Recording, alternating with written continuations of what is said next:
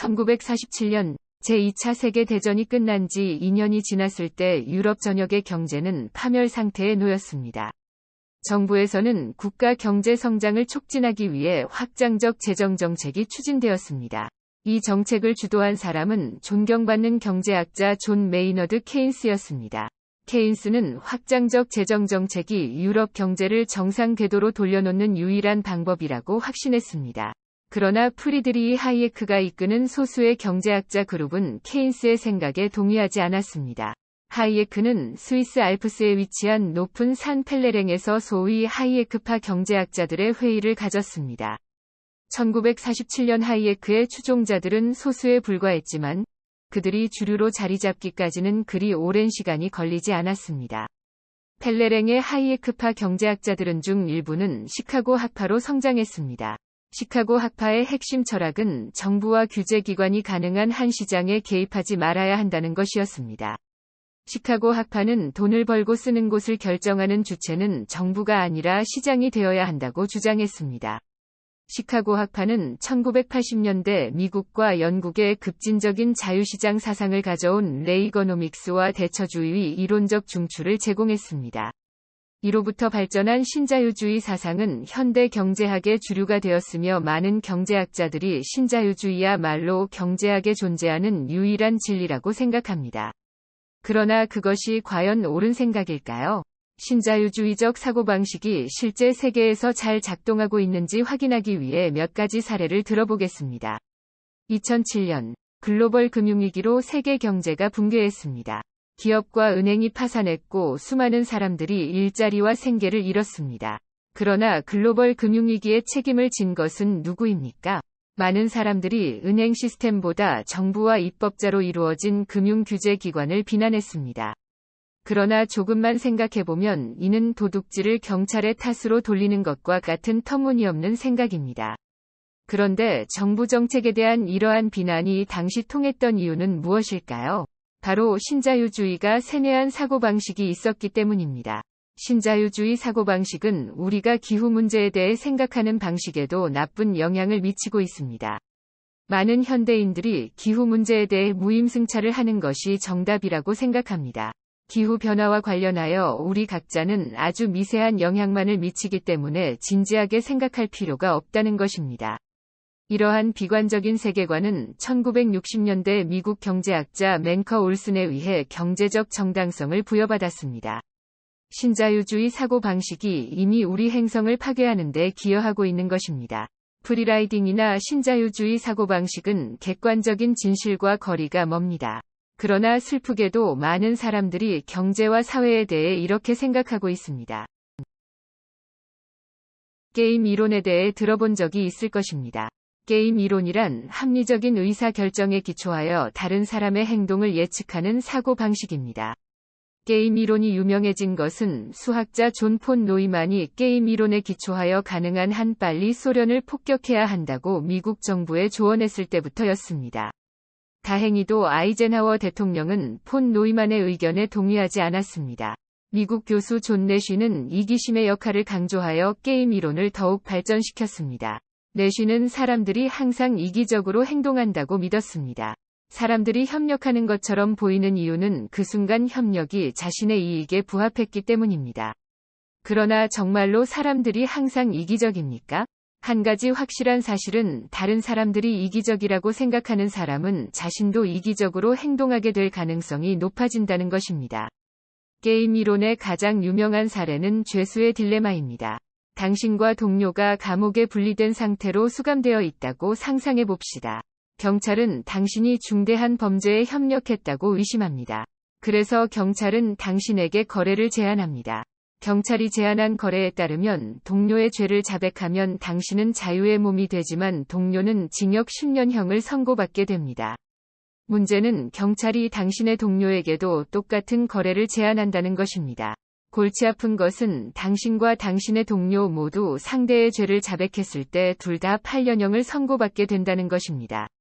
만약 둘 다 자백을 거부한다면 각자 2년형을 선고받습니다. 이제 당신의 선택은 무엇입니까? 고전적인 게임 이론에서 말하는 정답은 자백하는 것입니다. 생각해 봅시다. 동료가 이미 자백한 상황이라면 당신도 자백하는 것이 더 좋습니다. 형량이 10년형에서 8년형으로 줄어들기 때문입니다. 다음으로 동료가 자백하지 않은 상황에도 당신은 자백하는 것이 더 좋습니다. 물론 동료의 형량은 2년에서 10년으로 늘어나지만 당신의 형량은 2년에서 0년으로 줄어들기 때문입니다. 이와 같은 죄수의 딜레마는 스포츠 관람을 포함한 여러 분야에서 적용됩니다. 스포츠 경기를 서서 관람하면 더 많이 볼 수 있지만 뒤에 앉은 사람의 시야를 가리게 됩니다. 결국 뒤에 앉은 사람도 서서 경기를 보게 되고 다시 그 뒤에 사람도 서서 경기를 관람합니다. 모든 사람이 앉아서 보는 것이 가장 좋은 상황임에도 일부 서 있는 사람의 존재로 인해 모두가 서서 보는 나쁜 결과가 나타나는 것입니다. 한편 탄소 배출 문제에 역시 게임 이론이 적용됩니다.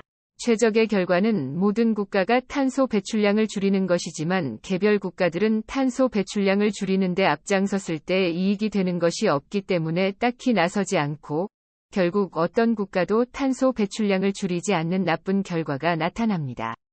그러나 우리는 항상 이렇게 이기적으로 생각하지 않습니다. 실제로 사람들은 최적의 결과를 도출하기 위해 서로 협력하는 경우가 많습니다. 탄소 배출에 대한 국제협정이나 핵전쟁을 방지한 국제평화조약이 대표적입니다.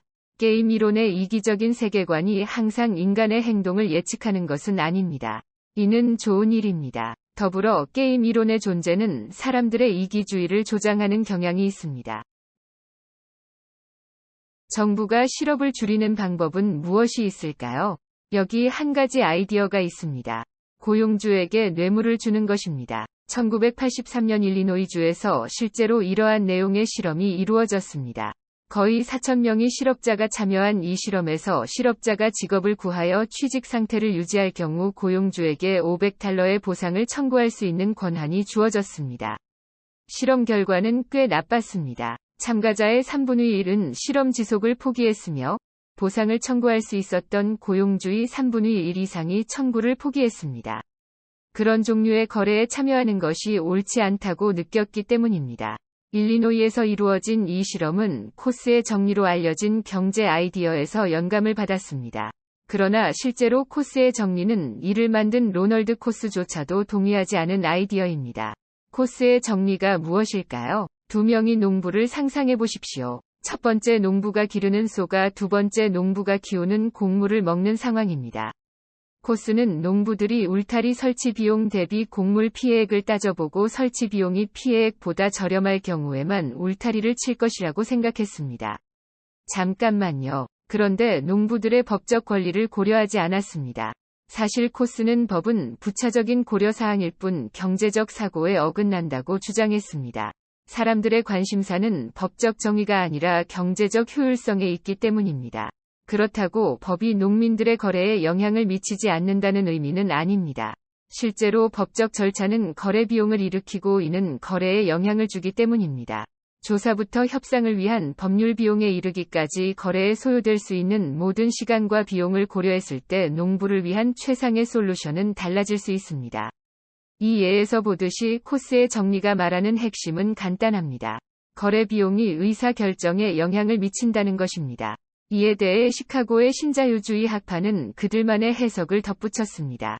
그들에게 코스의 정리는 거래 비용을 최소화해야 하는 이유로서 사용되었습니다. 즉, 정부나 법원의 규제를 줄여야 하는 핵심 근거가 된 것입니다. 규제가 줄면 모두에게 경제적으로 이익이라고 본 것입니다. 이와 같이 신자유주의 학파가 왜곡한 코스의 정리는 현대 경제를 이상한 방향으로 이끌었습니다. 일리노이주의 실험이 실패한 이유는 코스의 정리를 오해하여 고용주에게 뇌물을 주는 방식으로 거래를 장려했기 때문입니다. 논란의 경제학자 리처드 포스너 역시 코스의 정리를 오해하여 규제로 가득 찬 현행 입양 시스템 대신 자유 입양 시장을 제안하기까지 했습니다. 코스의 정리는 탄소 배출 시장에도 영향을 미쳤습니다. 국가와 기업은 일정량의 탄소를 배출할 수 있는 권리에 입찰하고 이를 거래합니다. 이러한 시스템은 참가자들에게 단기적 이익에 급급하게 하고 탄소 배출로 인한 장기적 환경 피해를 경시하게 만드는 문제가 있습니다. 코스의 정리의 핵심은 거래 비용이 중요하다는 것이지 거래 비용을 줄이자는 것이 아닙니다. 그러나 코스의 정리에 대한 잘못된 해석은 거래 비용을 최소화하려는 신자유주의 경제학으로 이어졌습니다. 이는 코스가 의도한 바가 아니었습니다. 민주주의는 불가능하다 라는 말을 들어보신 적이 있으신가요? 이 슬로건은 경제학자 켄 에로우가 만든 에로우의 정리라는 경제이론 덕분에 큰 인기를 얻었습니다. 그러나 에로우의 정리 역시 논쟁의 여지가 있는 이론입니다. 에로우의 불가능성 정리는 특정한 조건 하에서 집합적 의사결정 시스템이 모든 사람이 원하는 것과 일치하는 결과를 가져올 수 없음을 보여주는 수학적 증명입니다. 가령 에로우의 불가능성 정리에 의하면 진정으로 민주적인 의사결정 방식으로 누군가를 선출하는 것은 불가능합니다. 그러나 에로우의 이론은 현실 세계에 항상 적용되지 않는 몇 개의 가정에 기초하고 있습니다. 그중 하나는 의사결정 시스템이 가능한 모든 결과에 대해 최고에서 최악까지 완전한 순위를 매겨야 한다는 가정입니다. 가령 대부분의 선거에서 필요한 것은 단 한 명이 승자이지 나머지 후보들의 순위가 아닙니다. 따라서 이런 경우 에로우의 불가능성 정리가 적용되지 않습니다. 그러나 에로우의 정리에 기초한 슬로건은 여전히 정치판을 돌아다닙니다. 1970년대 미국 경제학자 제임스 뷰캐넌은 공공선택론을 개발했습니다. 공공선택론은 정치인뿐만 아니라 공무원, 심지어 유권자까지 정치에 참여하는 모든 참여자들이 이기적이라고 가정합니다. 정치인의 정책 선택 등 정치에서 일어나는 모든 일은 이러한 참여자들의 집합적 이기심의 결과라는 주장입니다. 공공선택론은 현대 사회의 정부 규제가 지나치게 많으며 한편 정치인들은 주로 공익에 기여하기보다는 선출되기를 바라는 열망에 의해 동기가 부여된다고 주장합니다. 또한 일반 유권자를 정보가 부족하고 현명하지 못하며 이기적이고 단기 이익에 치중하는 성향으로 묘사합니다. 뷰캐넌의 공공선택론은 이제 정치경제학의 일반적인 견해로 자리 잡았습니다. 공공선택론의 주장은 과연 옳은 것일까요? 글쎄요. 공공선택론에는 확실히 많은 모순이 나타납니다. 예를 들어 공공선택론은 유권자들을 돈 뿌리기로 속이기 쉽다고 가정하지만 로널드 레이건이 재정 절약 공약을 내세우며 대선에 출마하도록 영감을 주기도 했습니다. 레이건의 당선은 유권자들이 때때로 단기적인 이익보다는 국가의 미래를 중시한다는 증거입니다. 이외에도 공공선택론에는 자기 실현 효과라는 안 좋은 면이 있습니다. 예컨대 모든 사람이 이기적으로 행동한다는 말을 믿을 때 공공부문의 참여자들 스스로 그렇게 할 가능성이 훨씬 더 높아지는 것입니다. 유권자와 정치인도 다른 모든 사람들이 그렇다고 믿는다면 실제로 자신의 이기적인 이익을 위해 행동하기 시작합니다. 이것은 불가피한 인간의 본능이 아니라 공공선택론이 가져온 해로운 결과입니다. 두 명의 범죄자가 누군가에게 총을 겨누고 있습니다. 그러나 그들 중 총을 쏜 것은 단 한 사람뿐입니다. 살인자는 누구입니까? 총을 발사하는 사람입니다. 이때 총을 쏜 범죄자가 발포하지 않았다면 다른 범죄자가 대신 했을 것이라는 반론을 제기할 수 있습니다. 그러나 그렇다고 해서 총을 쏜 범죄자의 죄가 가벼워질 수 있을까요? 모든 법률 시스템은 총을 쏜 범죄자가 살인자라는 데 동의할 것입니다. 더 일반적으로 말하면 다른 사람이 자신이 한 일과 똑같은 일을 할 수 있다고 해서 개인의 책임이 줄어들지 않는 것입니다. 그러나 조금만 다른 상황을 가정했을 때 우리는 자신이 집단의 일부이기 때문에 개인의 잘못은 크게 중요하지 않다고 생각하는 것으로 보입니다. 이러한 프리라이더 사고는 우리가 살고 있는 세상에 끔찍한 영향을 미치고 있습니다. 프리라이딩의 유혹은 수천 년 전으로 거슬러 올라갑니다. 소크라테스는 플라톤의 국가론에서 프리라이딩 사고의 문제점을 지적한 바 있습니다. 그러나 프리라이딩 사고는 20세기 경제학자 맨슈어 올슨에 의해 최근에 부활하기 시작했습니다. 한 사람이 양동이로 홍수를 막으려 한다고 상상해 보십시오. 이 사람이 홍수를 막을 수 있을 것 같습니까? 전혀 아닐 것입니다. 사실 그의 노력은 용맹할 뿐 무의미한 시도에 불과합니다. 경제학자 올슨은 홍수가 왔을 때 프리라이딩을 하는 것이 합리적인 선택이라고 주장합니다. 아무런 변화를 주지 않는 시도는 무의미하기 때문입니다. 최근 우리는 어디에서나 프리라이더들을 발견합니다. 탈세에 대해 생각해 볼까요? 1980년대 이후로 기업들은 탈세를 위해 가능한 모든 법률상의 허점을 이용하기 시작했습니다. 그래도 세금을 온전히 부담해야 한다는 주장은 다른 경쟁 기업들도 탈세하려고 한다는 논리에 의해 무시당했습니다. 동일한 사고방식이 기후변화의 위협에 대한 부끄러울 만큼 느린 대응에도 영향을 미쳤습니다. 오늘날 시민들은 자신들이 기후변화 문제에 미칠 수 있는 영향이 대기업과 정부가 달성할 수 있는 것에 비해 미미하다는 점을 재빨리 지적합니다. 그러나 실제로 개인은 프리라이더 사고가 시사하는 것보다 더 많은 힘을 가지고 있습니다. 많은 개인이 협력하면 실제로 변화를 가져올 수 있습니다. 많은 사람들의 협력이 전환점을 가져와 더 광범위한 행동을 불러일으킬 수 있는 것입니다. 그것이 우리가 노력해야 하는 이유입니다. 프리라이딩 사고는 일상생활에 전략 요소를 도입합니다. 물론 이는 쓸데없는 잔머리에 불과합니다. 진실은 훨씬 더 간단합니다. 우리 모두가 협력한다면 공동의 노력이 실제로 변화를 가져올 수 있습니다. 만약 방관하는 데 그친다면 우리 모두가 궁극적으로 책임을 지게 될 것입니다. 선거나 기후변화와 같은 문제는 전통적인 경제학에서 다루는 수요와 공급의 그래프로는 설명할 수 없습니다. 그런데 1980년대 이후로 세상의 광범위한 문제를 경제적 관점에서 설명하려는 움직임이 시작되었습니다. 궁극적인 목표는 경제적으로 효율적인 최적 사고를 기반으로 의사 결정을 내리는 것이었습니다. 이 운동은 게리 베커라는 미국 경제학자가 주도했으며 그의 사후인 오늘날에도 광범위한 영향력을 미치고 있습니다. 경제학이 어떻게 그리고 어디까지 적용될 수 있는지에 대한 베커의 생각은 매우 놀랍습니다. 1987년 게리 베커는 이민자 수용이 재산을 기준으로 결정되어야 한다고 최초로 제안했습니다. 당시 많은 사람들은 베커의 제안에 분노했습니다. 그러나 현재 재산을 기준으로 한 이민 제도는 전 세계적으로 널리 시행되고 있습니다. 많은 국가에서 일정 금액을 투자하여 시민권을 구입할 수 있는 제도를 운영하고 있습니다. 여기에는 미국이나 유럽과 같은 선진국까지 포함됩니다. 1970년대와 80년대에 베커는 죄수의 형량을 늘림으로써 미국 사법 시스템의 지출을 절약할 수 있다고 제안했습니다.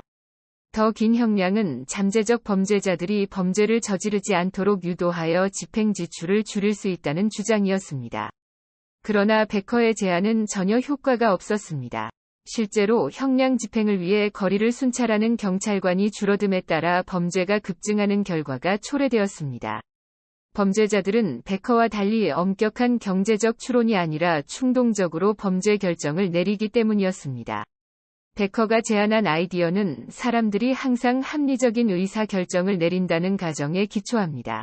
이에 근거해 베커는 사람들이 때때로 놀라운 취향을 가지고 있다는 가정을 통해 비합리적으로 보이는 결정을 설명했습니다. 예를 들어, 흡연자들이 흡연을 하는 이유는 기대 수명을 단축하기로 결정했기 때문입니다. 즉 흡연자들은 담배를 끊고 더 오래 사는 것보다 더 짧은 삶을 살더라도 계속 담배를 피우는 것을 선호한다는 설명이었습니다. 또한 베커는 전통적인 가족 생활에 대해 합리적이고 경제적인 설명을 제공하려고 했습니다. 베커는 남편이 직장에서 일하고 아내가 집안일을 하는 전통적인 가족 구성이 부부 모두에게 가장 적합한 일에 특화되도록 하기 때문에 가장 효율적인 생활 방식이라고 주장했습니다. 솔직히 베커가 세상을 보는 관점은 구닥다리일 뿐만 아니라 이상하기까지 합니다. 그러나 베커가 주장한 이러한 사고방식은 여전히 높은 영향력을 갖고 있습니다. 다양한 시나리오에 경제적 추론을 적용한 베스트셀러 괴짜 경제학 위 내용은 베커로부터 많은 부분을 차용했습니다. 문제는 호모 이코노미쿠스의 지나치게 차갑고 이성적인 눈으로 모든 것을 설명하려는 시도가 건강한 삶을 영위하는 것을 어렵게 만든다는 것입니다.